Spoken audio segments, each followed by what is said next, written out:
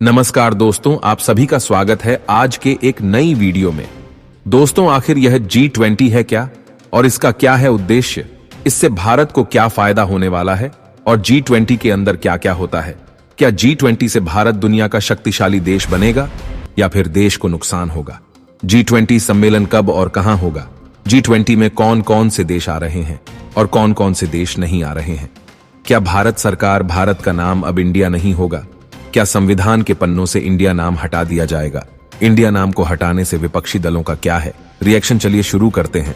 भारत की इन सभी महत्वपूर्ण खबरों पर नजर डालेंगे। भारत में G20 देशों की बैठक राष्ट्रीय राजधानी नई दिल्ली में 8 से 10 सितंबर के बीच होने जा रही है।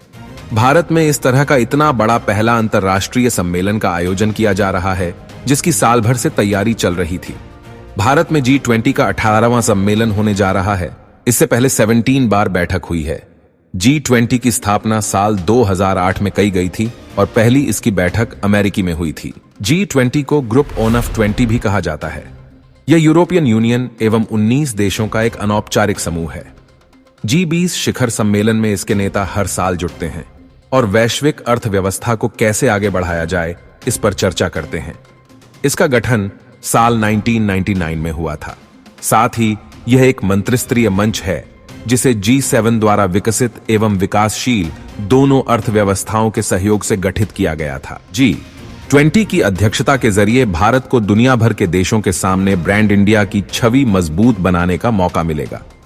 इसकी शुरुआत पीएम मोदी ने हाल में इंडोनेशिया में हुए G20 समिट से की थी। उन्होंने देश के अलग अलग हिस्सों से बने उत्पाद दुनिया के दिग्गज नेताओं को तोहफे में दिए थे।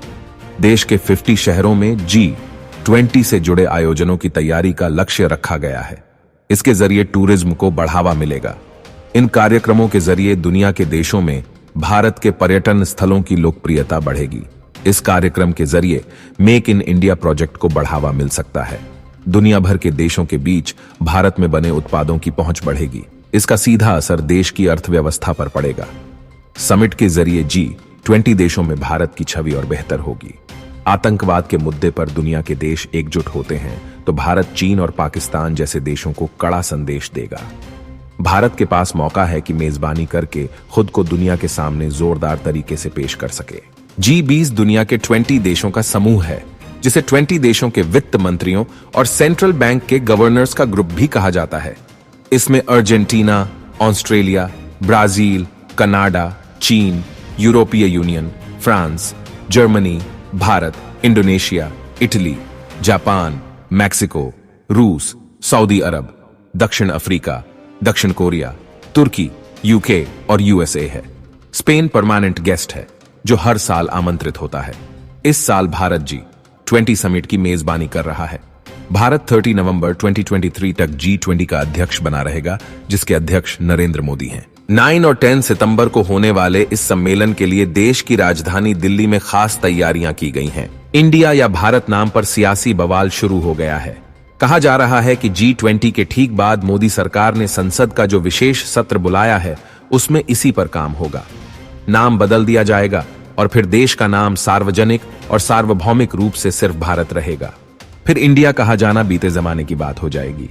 हालांकि फिर बता दें कि ऐसी केवल अटकलें लगाई जा रही हैं।